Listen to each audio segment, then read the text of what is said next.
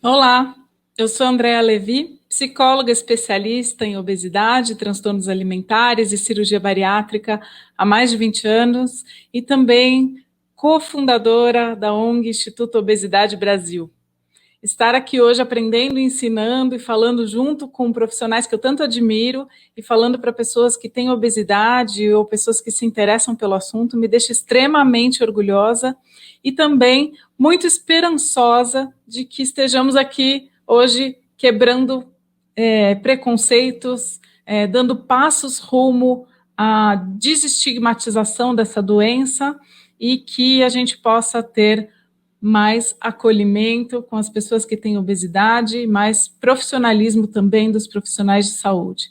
Então, vamos começar falando justamente sobre o preconceito da pessoa com obesidade,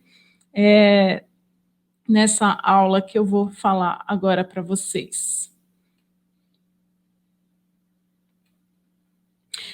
Então, é um assunto extremamente importante, fundamental, que a gente fale do preconceito, de estigma, menos estigma, mais acolhimento, é o nosso lema de hoje, né? Para que a gente trate a obesidade como ela deve ser tratada, com ciência, com profissionalismo e que as pessoas com obesidade não precisem passar por coisas que, infelizmente, ainda são muito prevalentes no preconceito e no estigma contra essa doença.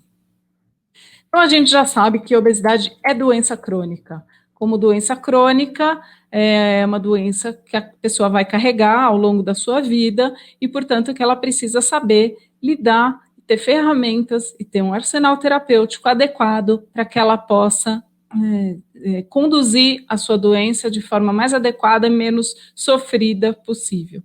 E o que a obesidade não é, absolutamente, a obesidade não é uma escolha. Ninguém nunca acordou um dia e falou: a minha escolha é ter obesidade, ou minha escolha é ter uma doença qualquer. Isso não seria razoável, a gente nunca pode olhar para alguém que tem uma doença e culpá-la por essa doença.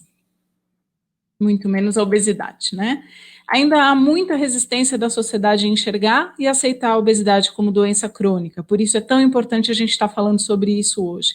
Isso reflete e reforça um tratamento desrespeitoso em tudo que se refere à doença obesidade. E a gente não pode discriminar alguém usando a saúde como desculpa, né? Então, por exemplo, falar: é para o seu bem, olha, o seu rosto é tão bonito, por que você não emagrece? Aquelas bobagens todas que quem tem obesidade já escutou alguma vez na vida. E o preconceito e o estigma, que é o nosso assunto de hoje. Eu resolvi colocar essa foto porque eu acho que reflete uma pessoa que tem obesidade, que tem uma dificuldade, veja, carregar esse peso nesse joelho, essa gordura abdominal que traz doenças metabólicas, que traz um estado inflamatório geral, que pode trazer, inclusive, doenças psicológicas, psiquiátricas. É muito difícil essa sobrecarga, esse sobrepeso, e assim ela está com uma carinha de que está pensando para que lado vai, o que vai fazer, se está bem conduzido, se não está. Então, nós precisamos pensar que conduzir bem a doença, dar para o paciente ferramentas possíveis, né, de serem manejadas, eventualmente medicamentos, eventualmente cirurgia bariátrica, tudo que faz parte do tratamento da obesidade, a gente precisa oferecer quando necessário, quando o paciente se encaixa naquela descrição e quando ele tem indicação para fazer o uso dessas ferramentas. E sem preconceito, a gente tem que falar disso com naturalidade. Vamos falar um pouquinho disso aqui mais para frente. Como é a chegada do paciente no consultório de um profissional de saúde? Claro que se for um profissional de saúde especialista em obesidade, não tem nem o que falar, essas coisas absolutamente não podem acontecer, todo mundo tem que estar muito atento a isso, o ambiente já tem que ser propício para receber pessoas com obesidade.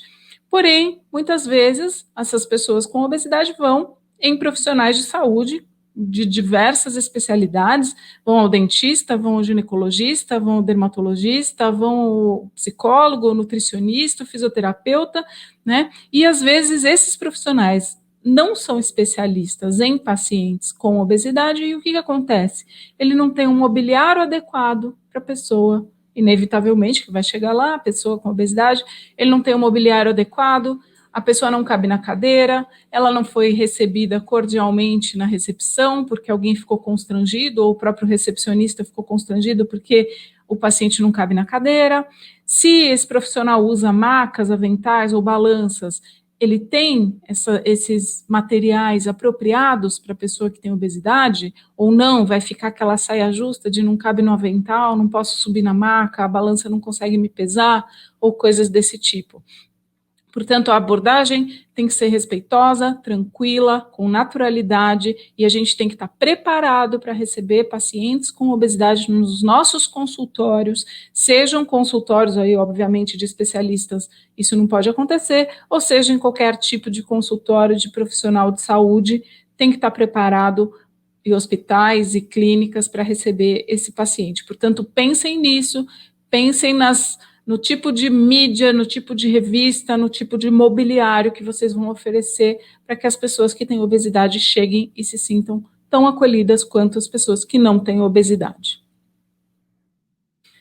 Então, o preconceito, ele aparece de todas as maneiras. Se a pessoa diz que vai tratar da sua obesidade, que vai procurar ajuda médica, que vai tomar uma medicação, eventualmente que até vai buscar uma cirurgia bariátrica, ela é julgada. Não, você vai se mutilar, como assim você vai fazer um tratamento muito radical, não vai tomar remédio, vai fazer mal para o seu corpo, então a pessoa pode fumar, beber, fazer algumas outras, ter outras atitudes nocivas, para a saúde dela, mas tomar remédio bem indicado, com acompanhamento médico, não pode.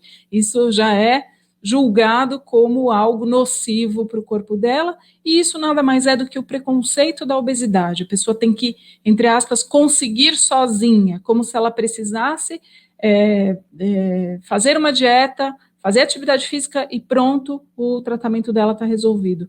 Logicamente que o tratamento da obesidade envolve mudança comportamental, envolve uma mudança de ambiente, menos obesogênico, envolve atividade física, envolve tudo isso, mas muitas vezes, dependendo do grau de obesidade que a pessoa tem, isso não é suficiente, ela vai precisar sim de um acompanhamento medicamentoso, eventualmente de uma cirurgia bariátrica, e isso não pode ser um fator de julgamento. A pessoa vai buscar o tratamento compatível com o grau de obesidade que ela tem. Nós todos, como sociedade, temos a obrigação de estimular essa pessoa, que ela procure especialistas e que ela seja bem orientada em relação ao tratamento dela e não julgada. Aqui eu coloquei uma fotinho de alguém que provavelmente está se sentindo julgada ou sem saída, ou que está receosa de buscar tratamento, e a gente vai mostrar aqui nessa aula como o preconceito isola as pessoas, como o preconceito faz com que as pessoas se sintam sempre como se tivesse cometido um crime, o crime de ter engordado. E aí, nossa, André, você é muito radical, como assim preconceito mata? Eu vou mostrar para vocês como o preconceito mata. Quando fica fácil a gente identificar isso, quando a gente fala de preconceito racial, preconceito de gênero, preconceito religioso, isso a gente vê nos jornais todos os dias, infelizmente. Ainda vivemos nesse mundo. Agora, nossa, o preconceito contra a pessoa com obesidade, quem sai por aí matando uma pessoa que tem obesidade? Eu vou mostrar para vocês como o preconceito mata. Esse é um estudo, só um estudo, que eu poderia mostrar inúmeros estudos para vocês, mas eu gosto de mostrar esse porque ele é fácil de entender. Ele é um estudo até já antigo, de 2006, esse estudo já foi replicado várias vezes em várias revistas científicas de diversas formas, mas esse estudo mostra mais ou menos 500 mulheres que foram estudadas, e o que acontecia o que eles identificaram, entre outras coisas. Dessas 500 mulheres, as mulheres que tinham obesidade, elas retardavam mais os seus cuidados preventivos relacionados ao câncer, principalmente câncer ginecológico, de mama, ovário, útero e etc., endométrio. Por quê? Mesmo as pessoas que tinham acesso a um plano de saúde ou tinham uma condição financeira para fazer seus exames anualmente, elas não faziam. As mulheres que tinham obesidade não faziam, ou atrasavam, retardavam, deixavam para o ano que vem.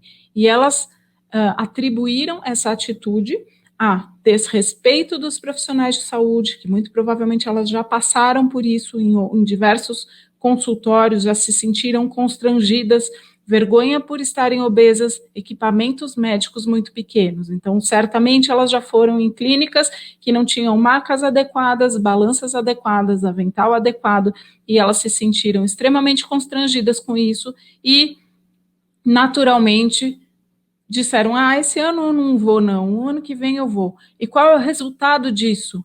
O resultado é que quando essas mulheres que tinham um câncer descobriam esse câncer já estava muito mais avançado do que ela poderia ter descoberto se ela tivesse feito os cuidados preventivos, e ela teria muito mais chance de tratar esse câncer precocemente. E aí ela perdeu essa chance, muito provavelmente esse câncer já estava em estágio avançado e ela morreu disso. Aí, o que está lá no atestado de óbito? Morreu de câncer. Mas ela morreu de câncer por quê? Porque ela não fez os seus cuidados preventivos devido ao preconceito sofrido. Então, vejam como é uma coisa que se retroalimenta e que vai levando a outra e que faz com que essas mulheres, por exemplo, não busquem os seus exames preventivos que poderiam evitar uma série de transtornos, de doenças avançadas e até do óbito. Então, como nós, enquanto sociedade, podemos agir para lidar com pessoas com obesidade sem estigmatizá-las? Podemos tratar da obesidade com naturalidade. Vou dar um exemplo para vocês. Vamos pegar essas mesmas mulheres que retardaram seus tratamentos, foram, ou mesmo, vamos usar um exemplo aqui de um homem que foi a um ortopedista tratar uma dor no joelho, por exemplo.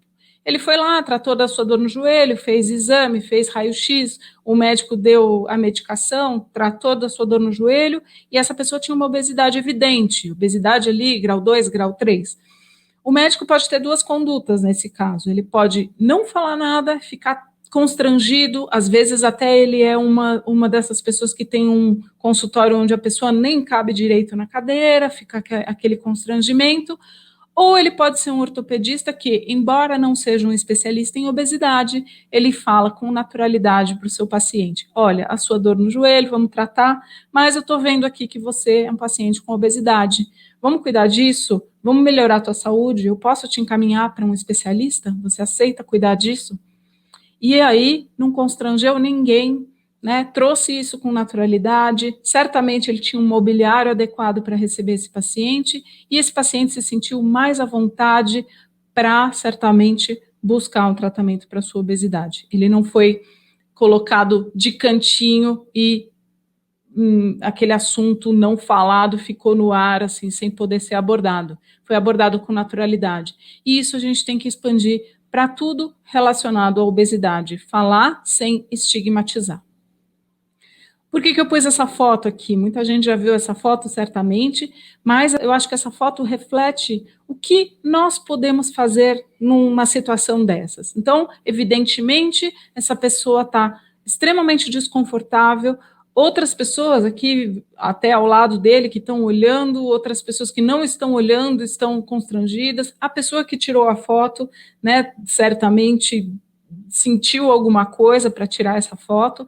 O que nós poderíamos fazer numa situação dessas? Se um comissário de bordo não veio fazer nada, né, alguém, tem tanta gente aqui, alguém pode levantar, chamar um comissário de bordo e dizer: será que tem um assento maior lá na primeira classe, na classe executiva, para esse senhor se acomodar melhor?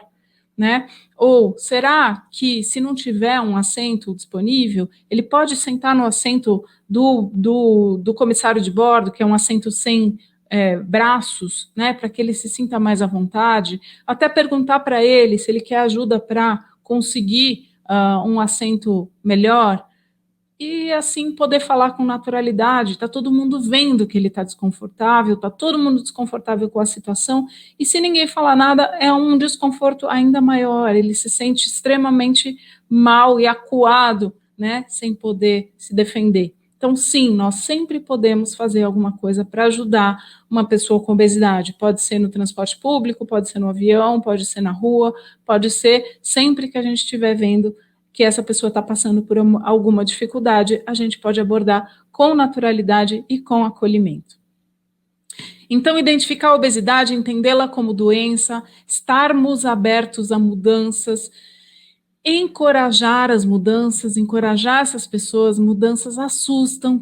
Quem nunca viu uma pessoa que emagreceu 20, 30, 40 quilos e aquilo desacomodou as relações, ela começou a sofrer piadinhas de outros tipos, ou então o parceiro, a parceira ficou enciumado, ficou inseguro, e aí a relação desacomoda.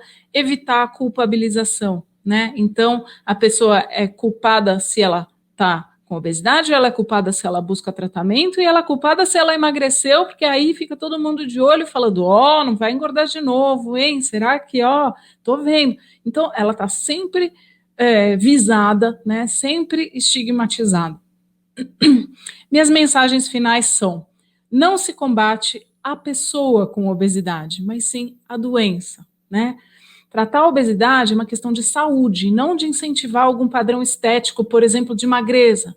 Tratar a obesidade não tem nada a ver com incentivar a magreza. Tratar a obesidade é tirar a pessoa daquele patamar de morbidez, de outras doenças metabólicas que podem acontecer, que podem piorar, até de transtornos psicológicos, psiquiátricos, que podem ser piorados ou retroalimentados pela obesidade e vice-versa, né? Falar de obesidade precisa deixar de ser tabu, incentivar o tratamento precoce. A pessoa que tem obesidade de grau 3, ela já teve grau 2, já teve sobrepeso, né? Então, estimular que a pessoa que tem sobrepeso, obesidade de grau 1, se trate para não chegar numa obesidade mais grave, né? E aí, portanto, tratamentos mais, enfim, mais de acordo com a sua doença. Nada contra, claro, ela vai usar o arsenal terapêutico que for possível para o grau de obesidade que ela tiver, mas quanto mais precocemente ela tratar, melhor. Manter o peso também é tratamento, nunca se esqueçam disso, né? Então, chegou num determinado peso, não está livre de tratar a doença crônica está ali para sempre, né? Mudança comportamental, eventualmente a medicação vai continuar assim. Se for uma cirurgia bariátrica, a cirurgia já é um tratamento crônico, ela está ali todos os dias, mas a pessoa tem que fazer um bom uso da cirurgia, né? Ela tem que saber, como eu brinco, pilotar a cirurgia dela para que ela tenha sucesso no longo prazo. E ninguém tem obesidade porque quer, nunca se esqueçam disso, tá bom? Aqui estão os meus contatos, muito obrigada, eu espero todos ali daqui a pouquinho para o debate no final desse primeiro bloco. Até já!